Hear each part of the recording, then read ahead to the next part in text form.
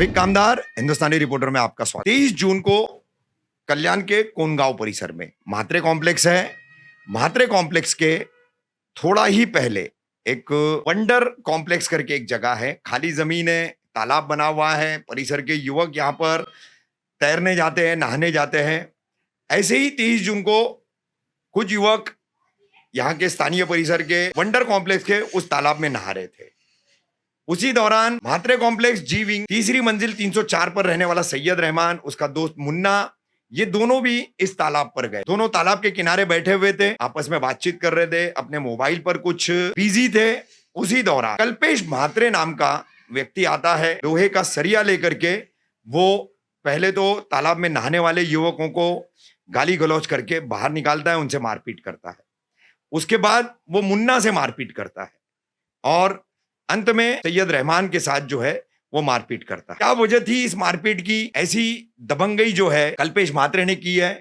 कल्पेश म्हात्रे की तस्वीर हम आपको दिखाएंगे। 23 जून को जब घटना हुई थी, कितनी बुरी तरह से सैयद रहमान जख्मी हुआ। सलिया की मार की वजह से, चोटों की वजह से उसके पैर में फ्रैक्चर आ गया है। आप देख सकते हैं अभी हमारे साथ में हम सैयद रहमान मौजूद है और सैयद रहमान जो है किस तरीके से बेड पर अभी लेटा हुआ है। रहमान, क्या बताओगे, क्या कैसे ये पूरी वारदात हुई? दोस्तों के साथ गया था मैं, काम पे से आने के बाद खाना खाया, उसके बाद नीचे गया थोड़े राउंड मारने के लिए।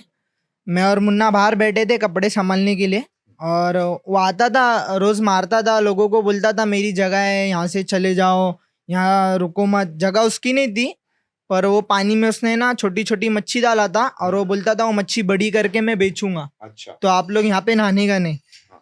इसलिए वो बोलता चले जाओ, यहाँ से चले जाओ। हम लोग ने भी कुछ कहा नहीं उसे, हम लोग भी धीरे धीरे जा रहे थे, तो उससे क्या पता गुस्सा आया।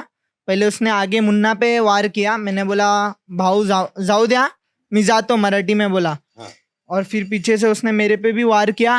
पहला वार किया तो मैं नीचे बैठ गया, और जैसे ही उसने मेरे पे दूसरा वार किया ना, मेरा पैर टूट गया और वो वहां से फरार हो गया, भाग गया। बहुत खून निकल रहा था, वहां पे कोई भी नहीं था, अकेला था मैं। फिर मैंने मेरे घर वालों को फोन किया, सबको फटाफट बुलाया, फिर मेरे को हॉस्पिटल लेके गया। अच्छा, पुलिस में धारा 326 के तहत, 504 के तहत तुम्हारी शिकायत दर्ज हुई है। क्या उसके बाद कल्पेश की जो है कोनगांव पुलिस ने गिरफ्तारी की थी? गिरफ्तार हुआ था वो। उसी के बाद दूसरे दिन एक दोस्त आया था मेरा हॉस्पिटल में, उसने बोला जिसने तुझे मारा था ना, बोले वो छूट गया। दूसरे दिन ही ऐसा बोला उसने। और उन लोग ने सामने से बोले थे क्या जो भी भरपाई रकम होगी हम लोग देंगे, भरपाई रकम तेरे हॉस्पिटल की, तू करा, सिर्फ हम लोग पे केस मत कर। मैं सोचा कि केस नहीं करूं, पर उन लोग ने बाद में हाथ उठा लिए, क्या नहीं अब हम नहीं करेंगे, बोले कुछ हम, तू बोले तेरे को जो कर सकता है पुलिस के मदद ले सकता है ले ले, बोले पुलिस की मदद, हम लोग पैसा नहीं भरेंगे, ऐसा बोल दिया उसने। फिर जो भी मेरे घर वालों ने किए, थोड़ा बहुत दोस्त लोग ने साथ दिए, फिर हुआ वही 50 टाके लगे मुझे पैर पे। 50 टाके आए? हाँ, 50 टाके आए। अच्छा। 5 दिन के बाद मेरा हॉस्पिटल बुलाया मुझे रिटर्न टाके खुलाने के लिए। अच्छा। अंदर रॉड लगा है 35 सेंटीमीटर की और 10 स्क्रू है साथ में। वो 3 साल बाद निकालेंगे और 6 मंथ्स का मुझे बेड रेस्ट बोला गया है। अच्छा। और वो तो घूम रहा है, मजे कर रहा है अपना, बेवजह मुझे मार के। मुन्ना, तुम भी मौजूद थे उस वक्त, क्या बताओगे इस पूरी वारदात को लेकर के?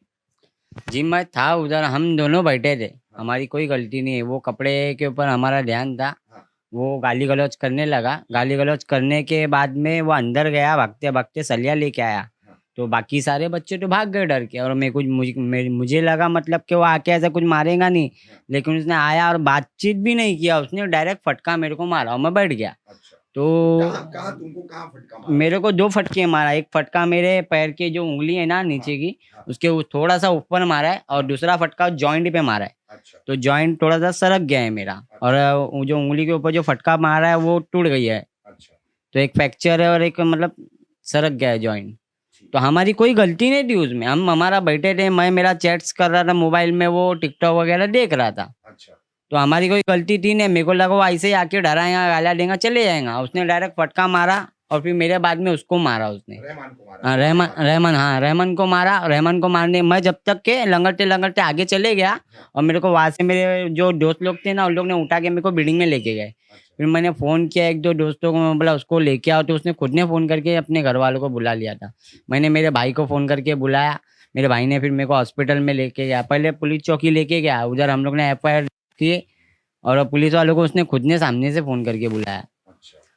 तो फिर हम लोग ने एफआईआर दर्ज किए, फिर मेरे को भिवंडी में लेके गए, भिवंडी में एक्सरे मशीन नहीं थी, फिर मेरे को इधर कल्याण में लेके आए।